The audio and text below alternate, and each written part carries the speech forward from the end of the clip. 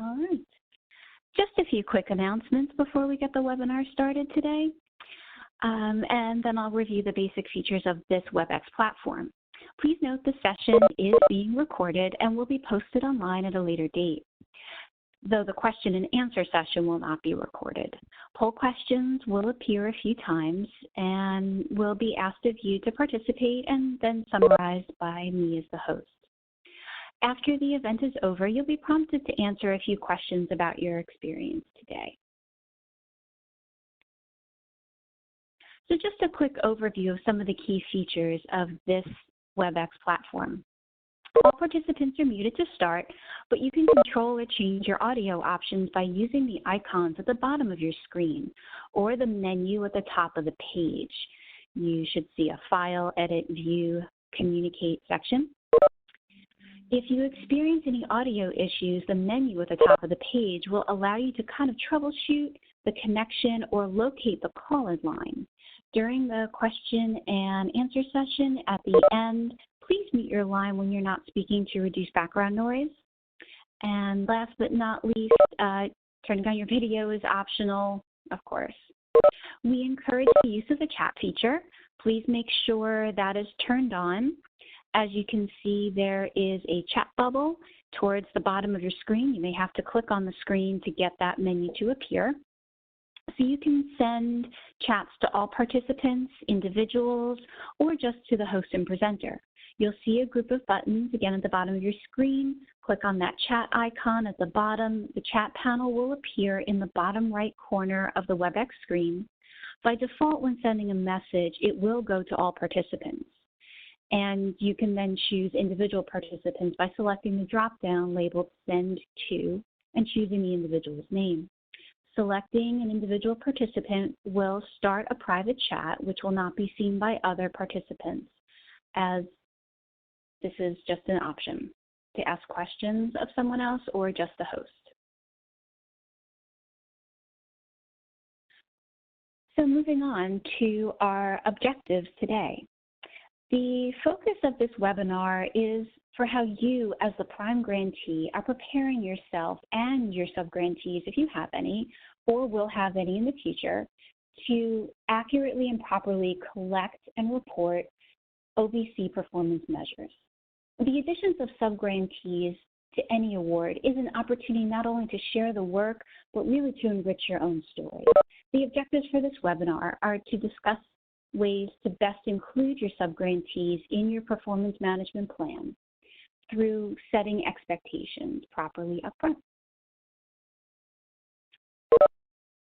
So just to get us started and to make sure that everybody found that chat feature, if you could get us started by typing in the name of your agency and how many subgrantees you have right now. And if you don't have any subgrantees yet, that's fine, just say 0. We'll give everybody a minute to kind of type in your answers and respond to your virtual peers. Well, it looks like we've got a couple of folks who have 1 and 2 subgrantees, are just thinking about getting subgrantees started. That's all great. And again, too, this is a good place to double check that you are sending to all participants and that everyone can meet and see their virtual peers.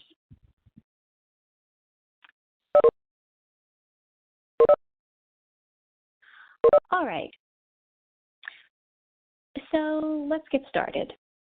I want you to take a second and kind of think back to some data collection challenges you've had in the past, and how you've responded to them. We'll have some time at the end, as I said, for question and answer, and hopefully some of the information that we'll be providing will help you be able to think through those challenges as you work with your subgrantees. So just to get us started, here's what we hope grantees have embraced or will grow to embrace is a performance management plan, which is the systematic use of the items on this slide to improve the results of programs and the effectiveness and efficiency of organizational operations. So why are we talking about this now? Well, we have a lot of grantees that are kind of well into the work. Part of the reason is to set some common ground and to highlight a few points to consider when incorporating your subgrantee performance into your overall management plan. Solicitation season happens at rather a breakneck pace, and often the inclusion of a subgrantee will start there with a letter of support or maybe an MOU depending on the type of work. And then once the award is given and signed off on and letters of support are formalized, this is a key moment for performance management by the grantee, setting expectations, considering the goals of activities of any subgrantees. It's very important to incorporate your subgrantees into strategic planning sessions for your OVC award. When planning, you want to be able to ask yourself, what should we be considering in terms of roles and responsibilities? So as part of a performance management plan, those who have subgrantees want to clearly define each role. Subgrantees are their own unique role, different from a contractor. If you're not sure if an organization or person that you're working with is a contractor or a subgrantee, please reach out to your grant manager for further guidance. The definitions on this slide may be familiar to those who have read the TVS user guide or took a past OVC performance measure webinar. You as the grantee have the responsibility to properly manage your subgrantees and the quality of their reporting. So now that we've looked at the roles, let's consider some of the responsibilities. Whether you start the grant program with a subgrantee or you take one on later, this relationship adds a unique dimension to data collection, reporting, and analysis. Listed on this slide are some of the responsibilities for prime grantees and subgrantees related to performance management.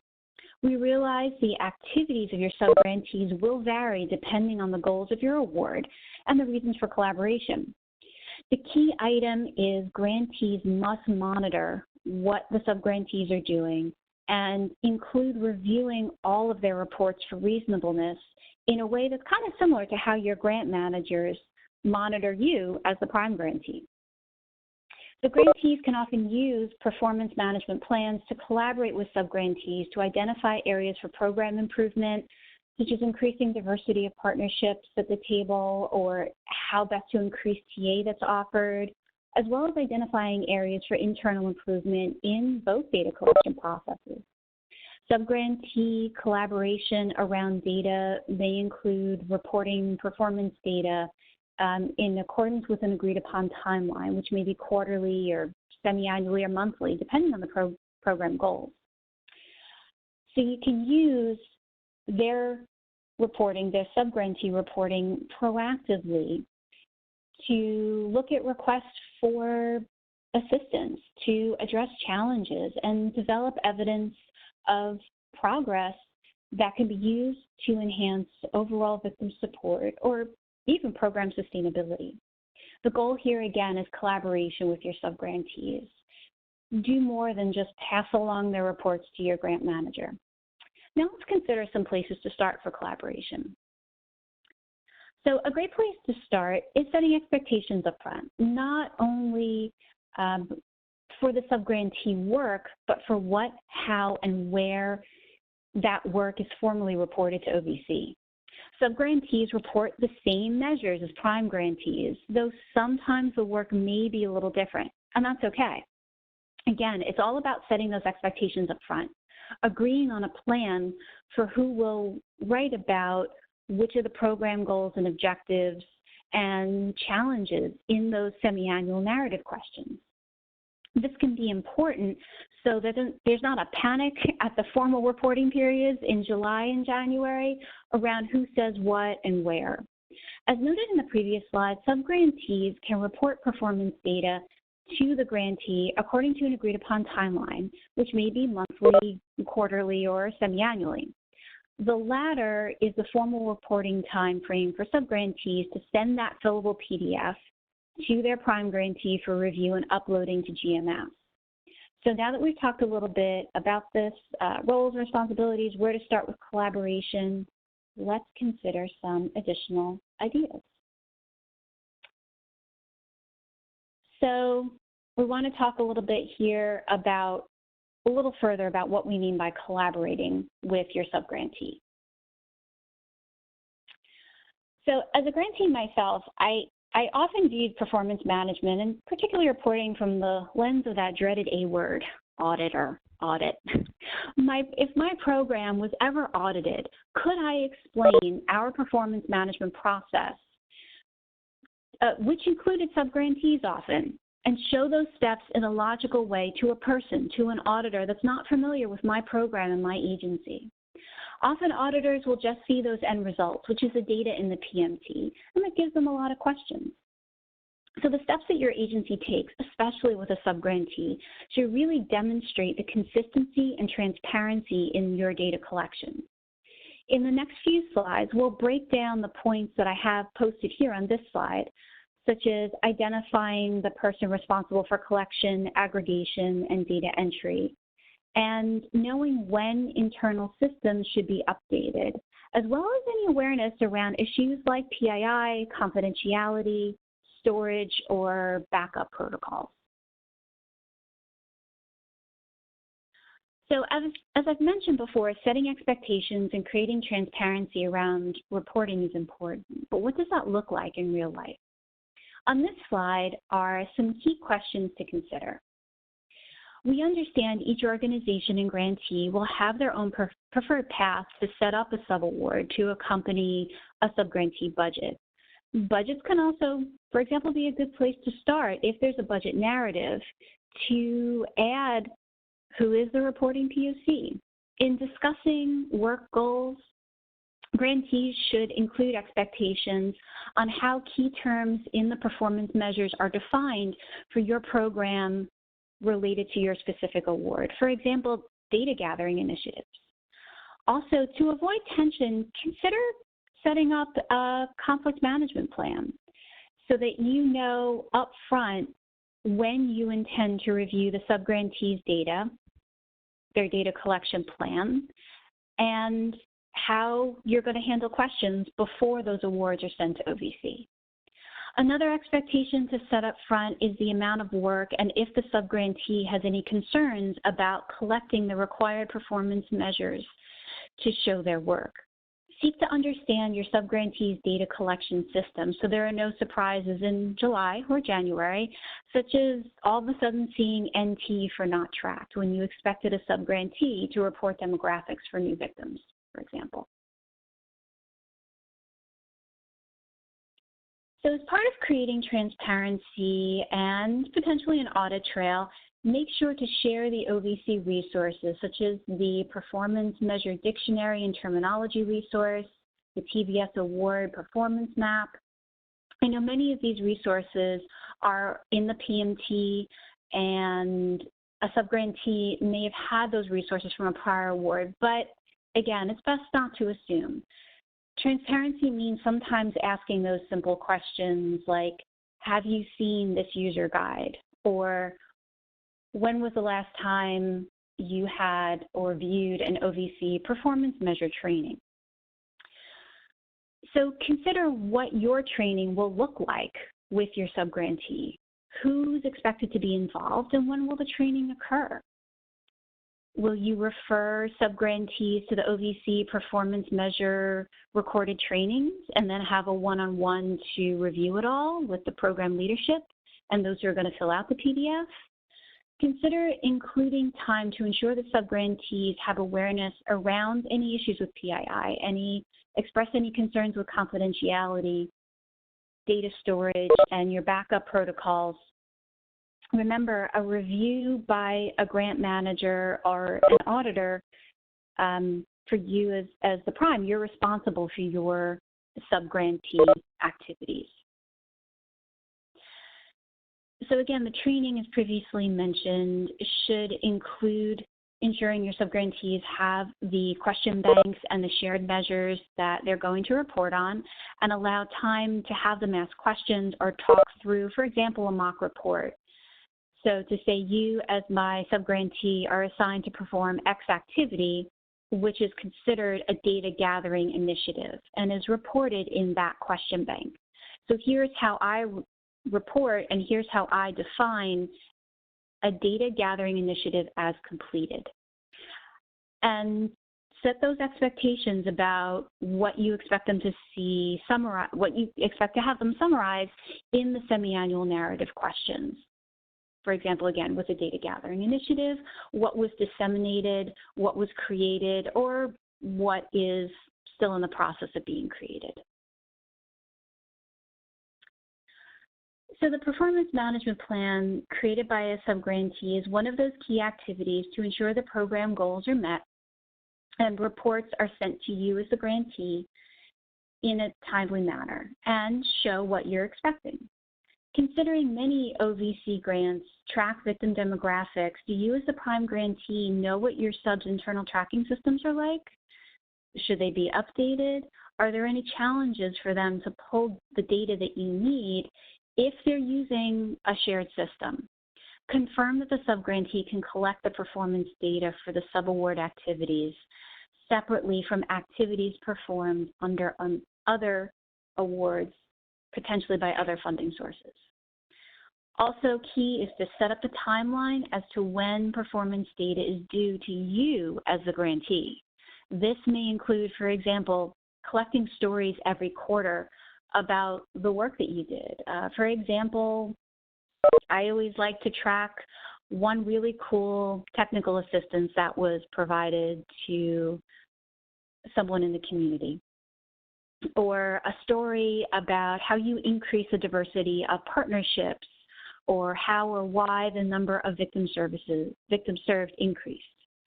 You know, an example can just be one case that can be a springboard, maybe eventually for a newsletter article, or a way to personalize the work for your grant manager. I know they love reading those narratives. So in establishing the timeline and frequency for subgrantees to submit data to you as the prime, let's quickly review the current reporting timeframes for OVC.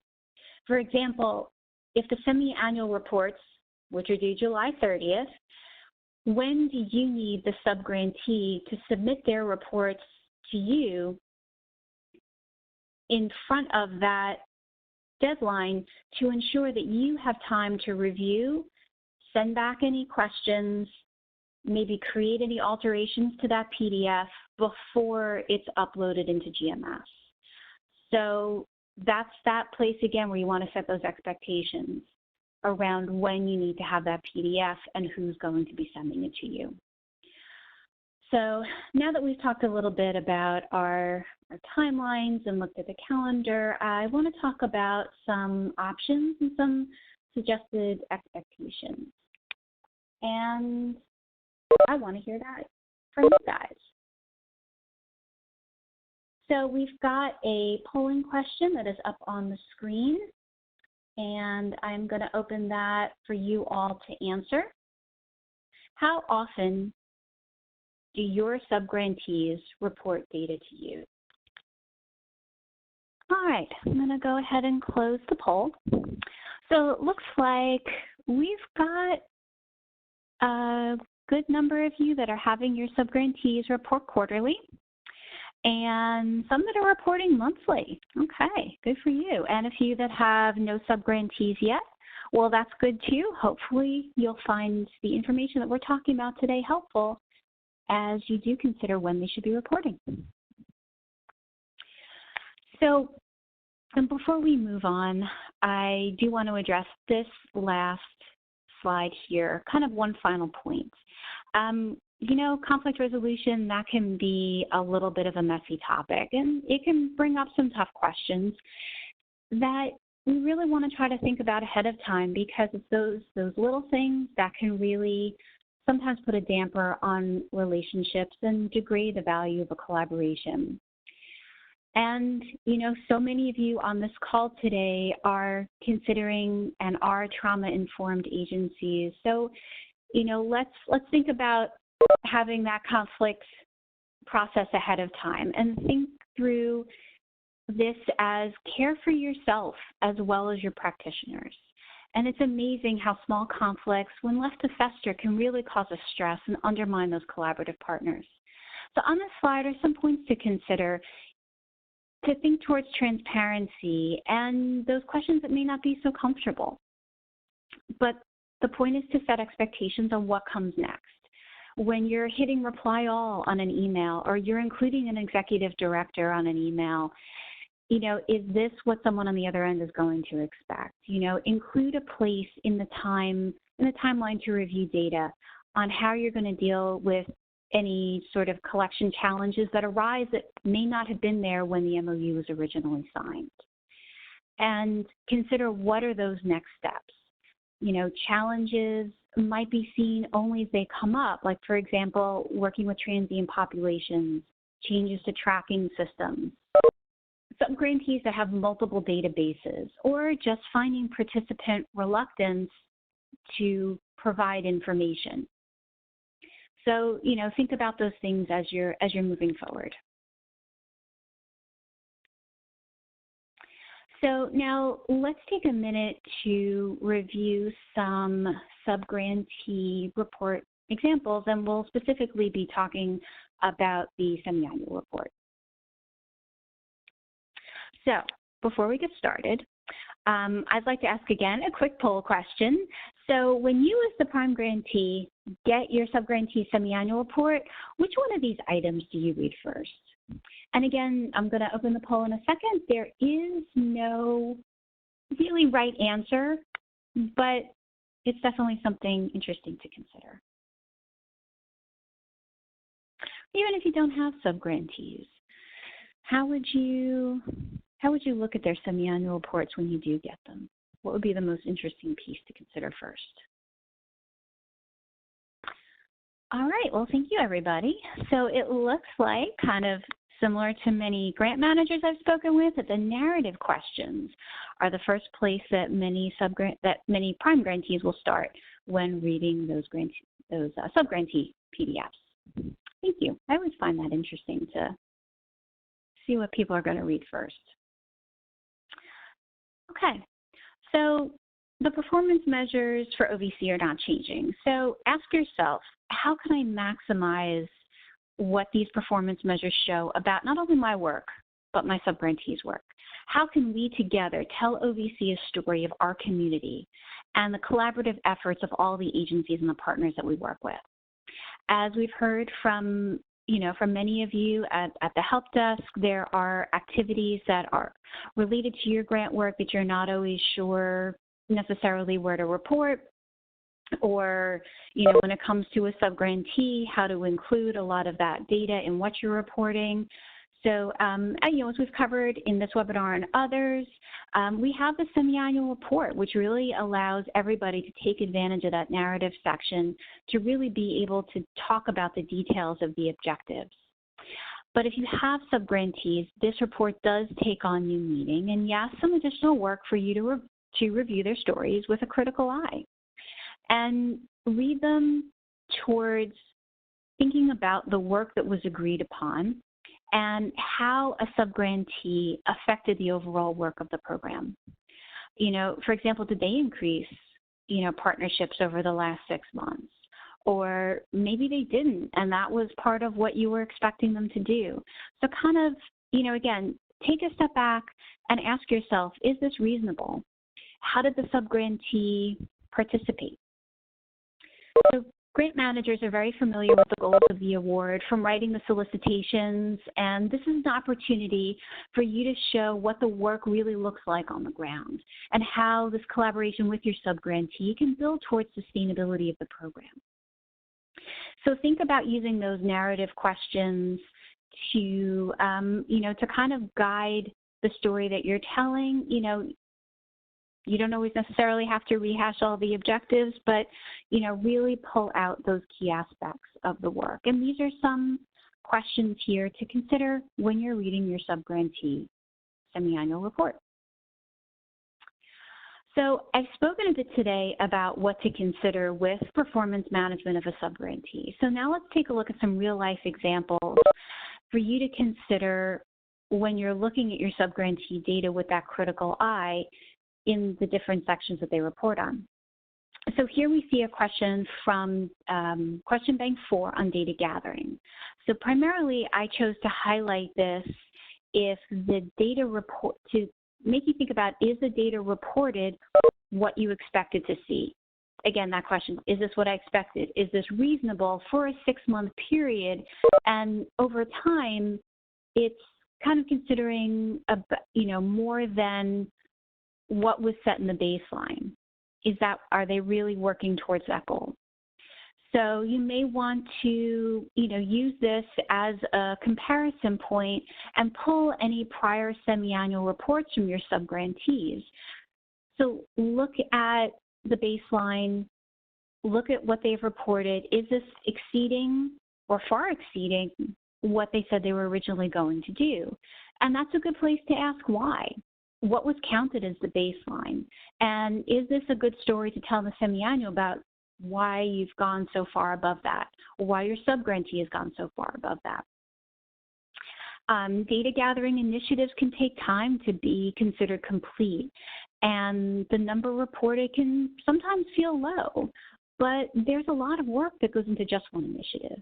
So based on the sub-award, again, is this what you expected to see for 2 quarters worth of work? And I keep saying that because you have to remember the PDF that you're receiving is 2 quarters worth of work. So again, the goal is transparency and using this report to build up success over time.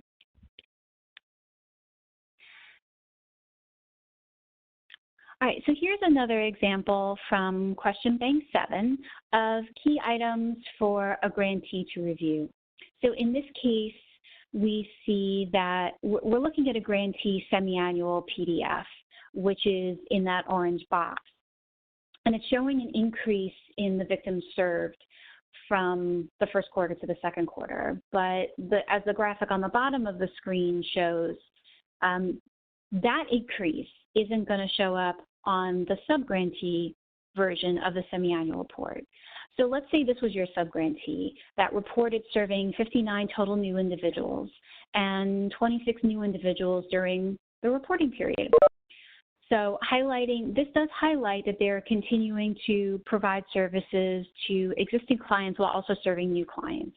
This is an example of why it might be good to consider having the subgrantees report monthly or quarterly, as many of you are already doing. So when you receive that semi-annual PDF, it will help answer the question, is this what I was expecting?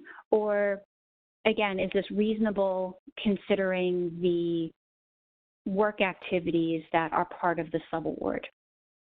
And that is, again, going to mean different things to different agencies, to different awards, depending on the goals of your award. And this is also another thing that makes this PMT data set manageable and usable. The data is new every 6 months. It's usable, and it's good to highlight in newsletters or at a community meeting for both you and your subgrantees to highlight the work that's being done.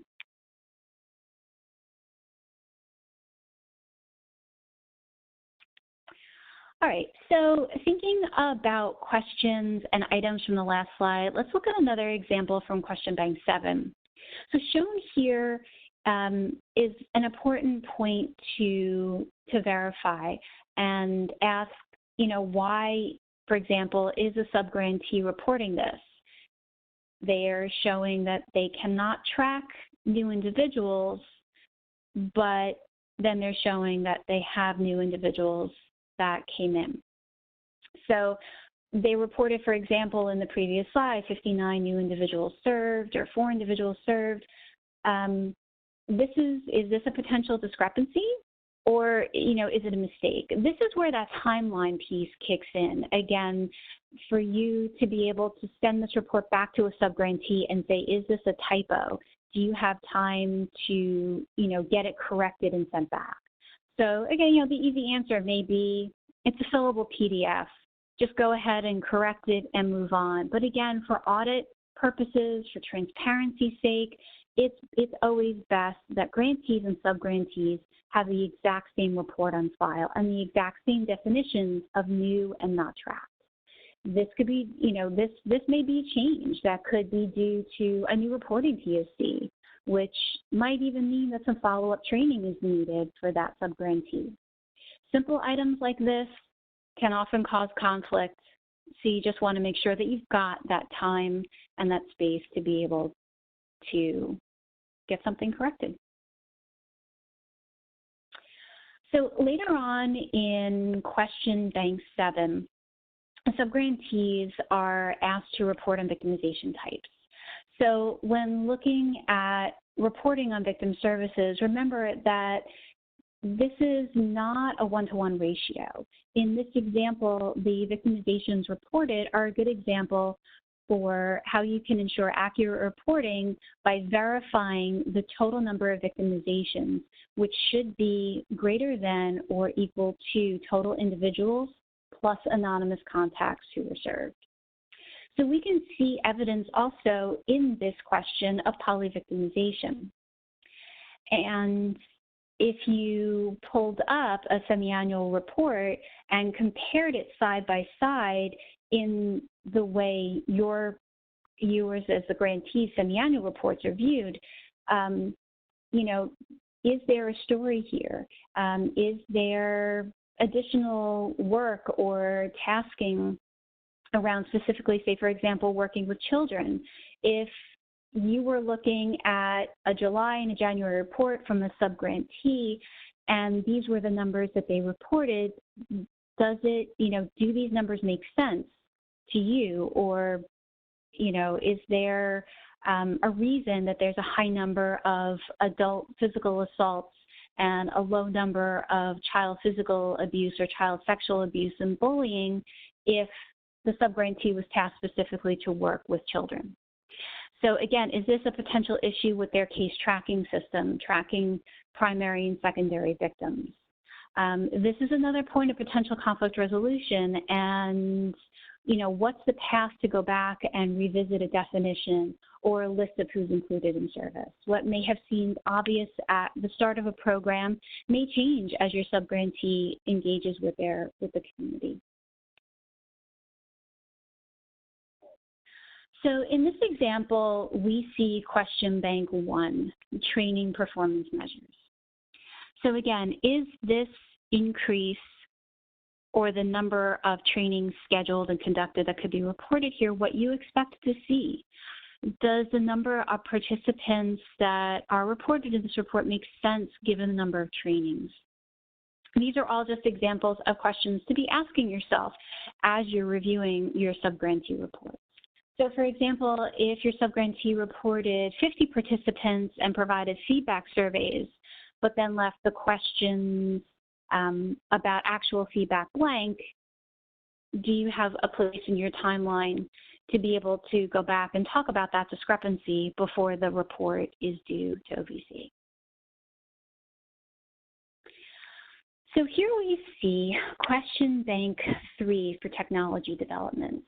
Again, looking at these numbers, this is not about a precise answer to every single question, but looking at this within your timeline, within the scope of work, and potentially any ad hoc communications, and saying, again, is this reasonable based on the work that is in the subaward? Was this, again, an increase or a decrease from the prior semi-annual report? And how does the narrative help explain any developments that were started and what their progress is? This is, again, a good place to compare those numbers to the stories that are in the semi-annual narrative. So as a grantee with subawards, you have a lot to consider. So I'd like to kind of move on here a little bit and just consider a few final points. So on this slide are some points about the semi-annual report submission. I wanted to highlight this because of question 8 on the grantee semi-annual.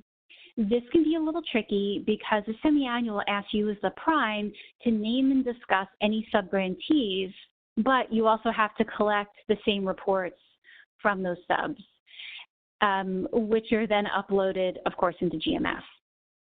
So these items are important to remember.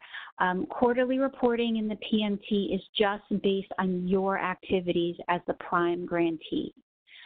Though, could you use question 8, for example, to be a reminder to pull those past subgrantee reports and match them up to the PDF that you're receiving from them in July and January, just to make sure, again, that everything is on track.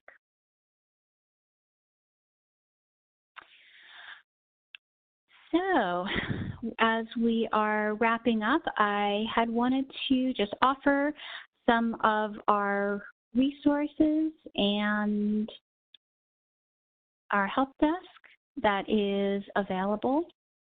I will turn this over now to my colleague Lily from the help desk.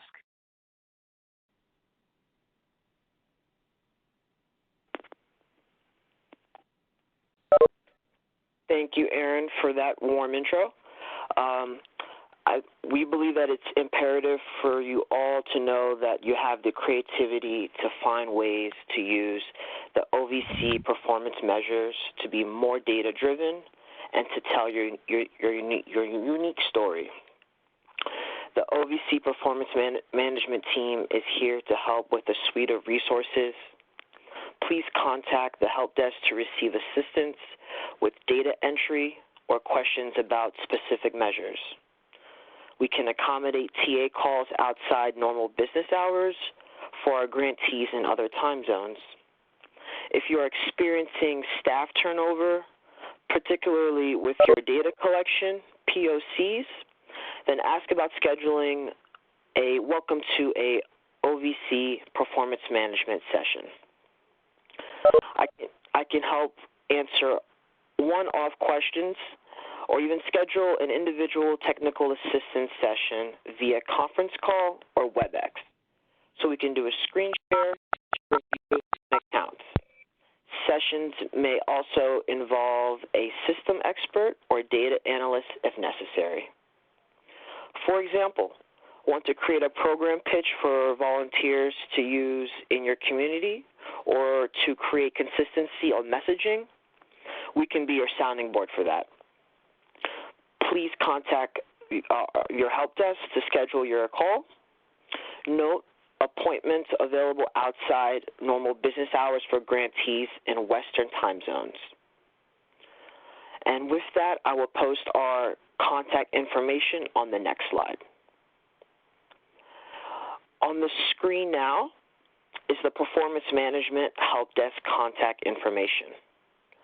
We will send out this info and points from the last slide on how we can help in a thank you email after this webinar to all of our attendees today. We hope to have this webinar posted in the near future. And once again, thank you so much for your time and attention today. I would now like to open up the floor to questions and feedback. Please unmute yourself to speak or type your questions in the chat pod. All right, with that, I am going to stop the recording, and we'd love to take some of your questions.